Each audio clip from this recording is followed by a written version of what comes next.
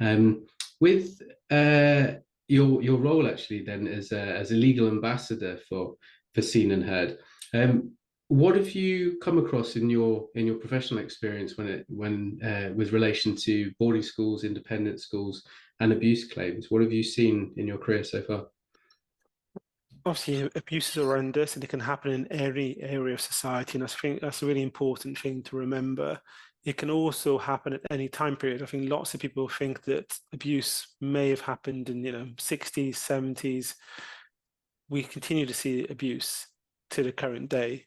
When we talk about those who suffer abuse in boarding schools, there are additional barriers. One may be sex or gender, whereby it's predominantly male abuse survivors.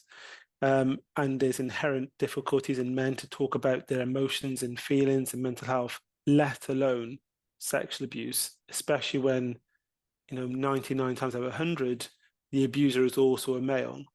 Um, in addition, boarding schools can cause significant issues in relation to attachment and disclosure and trusting people in authority and the time it takes place. That time when you're in a boarding school is the most important developmental stage of your life. If you think of those 5 years as an example, if you say 11 to 16 as an example, those 5 years, you enter puberty, you have your first sexual interaction, you decide what kind of music you like, what football teams you support, what you want to go into as a profession. If you suffer abuse during that key stage of your life, it can have a devastating impact on the rest of your life.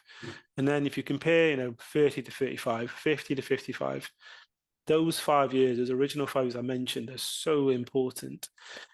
Boarding schools inherently, you're detached from your family, not only emotionally, but also logistically, physically, you're not with them.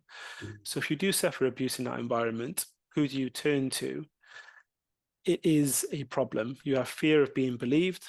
You don't know where to turn. You don't know, understand what's happening. You can't contact others. It's so debilitating, to be totally frank. And there's been lots of grey areas in relation to boarding schools for a long period of time. So, for example, corporal punishment, so smacking children, was banned in state schools in 1986, but it wasn't banned in independent schools, boarding schools, and the like until 1999. So, a 13-year gap is one example. Again, in a state school, you go back home to your family. There's still barriers to disclose. It's still difficult to tell someone, by the way, I suffered sexual abuse or child abuse from my teacher today. But as a boarding school pupil, you are taught to be emotionally resilient and self-dependent from a very young age. When most people are doing this from the age of 16 and 18 or onwards, as a boarding school pupil, you're doing this from a much younger age. And that does in itself cause problems. There's lots of research talking about potentially boarding school syndrome, let alone adding on that other layer of actually, sexual abuse, physical abuse, emotional abuse in a boarding school. So there are inherent issues with this, and lots of children board from an extremely young age, which can inherently cause problems. The last factor, which is very important, is that if you went to a state school, most people do not have a symbol on them, a ring, a signet ring, let's say, or a feeling that they are um, uh, an ex-Etonian or Suttonian or Caldicottian or anything else. You just went to St. Joseph's School. You didn't go to Eton or Horace Hill or anywhere else. That can cause problems because it feels like you're suing a family member, which in essence they were. Remember, you grew up with them, you ate with them, you showered with them, you watched sport with them, you did sport with them.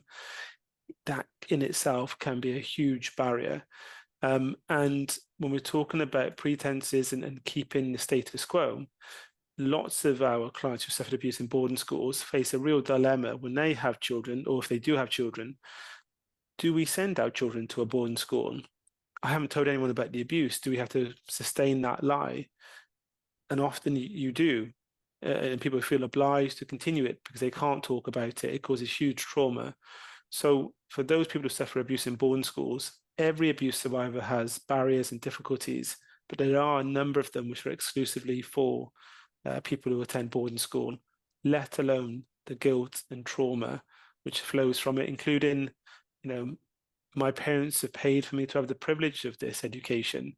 And sometimes, not every person attending has very rich parents. Not every pupil attend, payments were made. Some were on bursaries and the like, or grants. That is also an additional barrier. And then when others have suffered abuse, or perhaps your siblings have attended after you, that familial guilt, self-blame, can be extremely damaging, to be frank. So those are some of the factors which are in play for boarding school pupils who suffer abuse. Again, one thing I would say with schools is that it's complacent to think, seeing as people have not made an allegation right now, it's not continuing. That isn't the case. It is continuing. And what we need to make sure is that people feel able to talk, and that we not only do we listen, that we act on it. I don't think we can rely on people's morals to act on it any longer. That's why, I'm fully supportive of Seen and Heard in their campaign.